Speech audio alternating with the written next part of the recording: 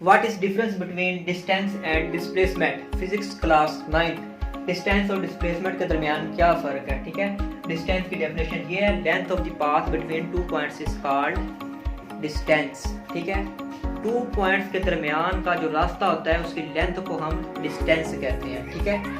और डिस्प्लेसमेंट की डेफिनेशन ये होती है, shortest distance between 2 points is called displacement. Shortest distance between 2 point is called displacement which has magnitude and direction, ठीक है।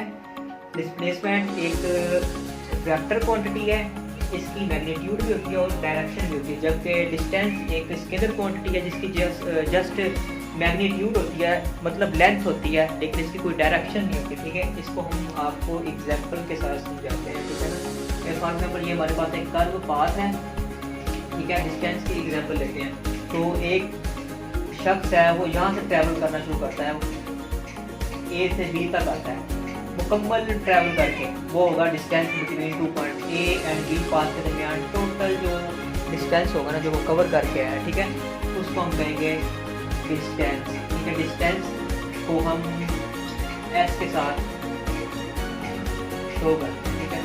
और डिस्प्लेसमेंट होता है शॉर्टेस्ट डिस्टेंस, मतलब शॉर्टकट, कि उसने ये पूरा पाथ कवर नहीं किया, मतलब उसने जस्ट एक पॉइंट से बी पॉइंट तक शॉर्टकट रास्ता इख्तियार किया, ठीक है। तो उसको हम डिस्प्लेसमेंट कहेंगे। ये shortest distance between 2 point is called displacement. Displacement एक शॉर्टकट रास्ता होता है, ठीक है। तो डिस्प्लेसमेंट को हम बी से जाहिर करते हैं, ठीक है।